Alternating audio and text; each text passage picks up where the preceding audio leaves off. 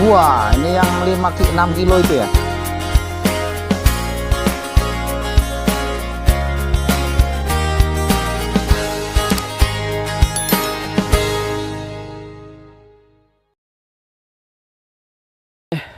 Bismillahirrahmanirrahim. Assalamualaikum warahmatullahi wabarakatuh. Jumpa lagi di channel Sahabat Petani Porang Berkah. Baik, saya doakan mudah-mudahan pada kesempatan kali ini kita semua selalu mendapatkan nikmat sehat baik jasmani ataupun rohani, sehingganya pada kesempatan kali ini semua kita petani-petani porang dimanapun Anda berada selalu bisa melakukan aktivitas seperti biasanya. Oke, pada kesempatan kali ini petani porang berkah akan berbagi informasi yaitu mengenai langkah-langkah yang harus dilakukan dalam melakukan tanaman budidaya porang. Kenapa saya melakukan informasi ini? Karena banyak sekali pertanyaan-pertanyaan dari petani-petani khususnya pemula. Jadi apa saja sih Pak yang harus disiapkan langkah-langkah dalam menanam budidaya porang supaya tanaman porang ini bisa berhasil dan tidak kecewa nantinya. Oke, mari kita simak langkah-langkahnya ya. Langkah-langkah budidaya tanam porang. Yang pertama itu adalah bibit. Bibit ini kami sarankan untuk pemula gunakanlah bibit katak yang up 200. Kemudian bibit katak up 200 boleh juga dengan menggunakan bibit umbi yang up 20. Target satu musim 1 kilo. Target satu musim 2 kilo. Target ya, tolong dipahami kalimatnya. Jadi, nah langkah ini bibitnya harus yang berkualitas. Kualitas apa yang dimaksud dengan berkualitas? Berkualitas itu tidak sudah lulus karantina. Ini namanya berkualitas, lulus karantina. Kemudian tidak ada jamur ya. Tidak ada jamur di bibit. Terus kemudian bibitnya keras ya, jika kalau dipencet itu keras ya.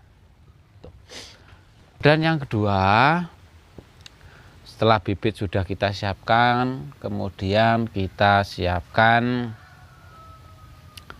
lahan ya, persiapan lahan itu yang pertama itu harus dibajak. Nah, kayak dibajak. Ini dalam kategori pembajakan di sini kita lihat lahannya. Jika lahannya itu masih belum pernah dibajak, maka sebaiknya pembajakan dilakukan 3 kali pembajakan agar tanahnya gembur ya. Nah, setelah dilakukan pembajakan selama 3 kali ini, maka langkah yang berikutnya, langkah yang ketiga itu adalah penaburan ya, penaburan kompos. Penaburan kompos, kemudian kapur dolomit ya. Terus kemudian jika ada sekam bakar ya, Nah, setelah dilakukan penaburan kompos, kemudian kapur dolomit, kemudian sekam bakar, maka langkah yang keempat itu dilakukan perbaikan atau penyempurnaan lahan ya. penyempurnaan lahan. Nah, perbaikan lahan atau penyempurnaan lahan di sini yang dimaksud, jika memang di situ lahannya tidak terlalu lebar, maka bisa dilakukan secara manual, dibuat bedengan ya, dibuat bedengan serapih mungkin dengan ukuran bedengan itu lebarnya 70 cm ya, lebarnya itu 70 cm.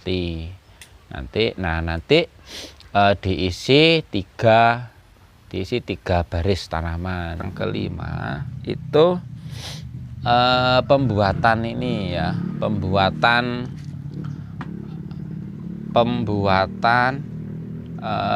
lobang ya, lobang tanam ya, lobang tanam. Nah, ini pembuatan lubang tanam ini nanti di situ dibarengkan dengan dengan penaburan abu ya. Ya, pembuatan lubang tanaman ini bersamaan dilakukan penaburan abu. Nah, penaburan abu di sini ini cukup diberikan di setiap lubang. Jadi misalnya begini ya, anggap ini bedengan. Anggap ini bedengan ya. Ini bedengan. Ini di sini ini 70 cm. 70 cm. 70 cm. Nah, 70 cm ya, ini jarak paretnya ini 50 ya, minimal 50 cm di isi 3. Nah, nanti di setiap titik ini, setiap titik calon yang akan ditanam ini nanti ditabur abu ya. Di sini akan ditabur abu. Abu itu macam-macam, boleh abu sawit, boleh abu sekam, atau abu apa saja ya, boleh abu dari dari kayu juga boleh, yang penting abu. Karena abu itu berfungsi untuk pencegahan jamur dan juga berfungsi untuk penggemburan tanah. Keenam itu baru tahap penanaman. Nah, setelah ditanam, maka saya sarankan nanti setelah ditanam, maka pada waktu yang setelah tanam, maka di kalender itu nanti dilingkari ya, tanggal berapa waktu tanam itu, misalkan tanggal 27 Oktober tanam orang misalkan. Nah, maka di kalender itu dilingkari. Nah, nanti seusia usia 1,5 bulan ya, usia kurang lebih 1,5 bulan, 1,5 bulan. Nah, 1,5 bulan di sini nanti biasanya di sini nanti si tanaman porang itu sudah mulai tunas. Tapi tunasnya ini tunasnya belum keluar dari tanah ya. Hanya sudah tunas saja tapi belum nongol tanah dan sudah menghasilkan akar. Contohnya misalkan begini, jadi nanti ketika dibongkar itu sudah tunas seperti ini dan sudah ngakar tapi belum keluar ke permukaan tanah. Apa yang harus dilakukan? Karena di usia 1,5 bulan maka itu nanti rumputnya itu nanti sudah luar biasa ya, rumputnya banyak. Ini porang ini tunasnya belum keluar ke permukaan tanah. Maka yang harus dilakukan di sini dilakukan penyemprotan. Ini tidak apa-apa ini ya. Ini penyemprot ini untuk meminimalisir biaya. Penyemprotan rumput ya. Rumput dengan menggunakan obat pembakar ya. Dengan obat pembakar ya.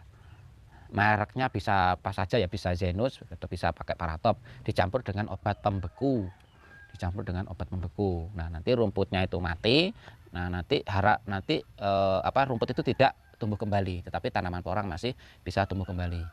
Karena obat pembeku ini itu berfungsi hanya untuk membekukan permukaan tanah, di mana yang tidak bisa mampu tumbuh itu dari tanaman-tanaman yang menghasilkan biji-biji kecil-kecil ya. Kalau rumput itu kan bijinya kecil-kecil, kalau porang kan tunasnya kan besar.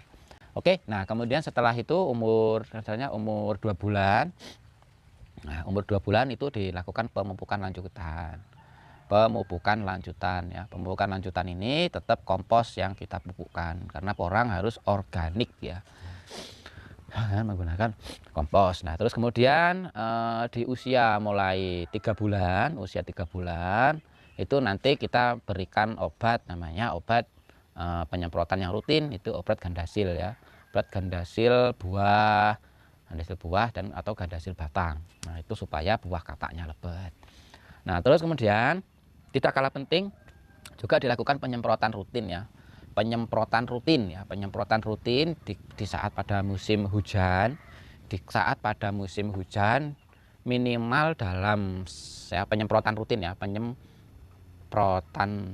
rutin minimal 1 minggu sekali, minimal ini ya, minimal 1 minggu sekali di kala musim hujan. Apa yang disemprotkan yaitu obat fungisida. Kemudian tadi ya dibarengkan dengan ganda hasil daun ya, ganda hasil buah atau ganda hasil daun. Begitu ya. Itu begitu seterusnya dilakukan. Nanti di bulan yang ke-6 atau di bulan yang ke-6, 6 bulan kemudian biasanya nanti katak itu sudah mulai sudah mengalami berguguran. Di situ kita sudah mulai mendapatkan panen katak. Nah, nanti di usia 8 bulan secara umum porang itu sudah bisa dipanen total. Di bulan ke-6 kita panen katak, di bulan ke-8 kita panen umbi. Di situ ya. Oke, jadi demikian informasi dari petani porang berkah. Saya yakin informasi ini sangat bermanfaat dan sangat ditunggu-tunggu oleh sahabat petani porang dimanapun Anda berada, khususnya para pemula. Semoga mudahan video ini bisa membantu dimanapun petani porang yang Anda siap untuk nanam porang, mudah-mudahan ini sangat bermanfaat. Apabila masih penasaran dengan ilmu-ilmu kami, silahkan chat yang ada nomor yang ada di video kami. Oke, saya akhiri. Wallahu muwaffiq ila aqwamit thoriq. Wassalamualaikum warahmatullahi wabarakatuh.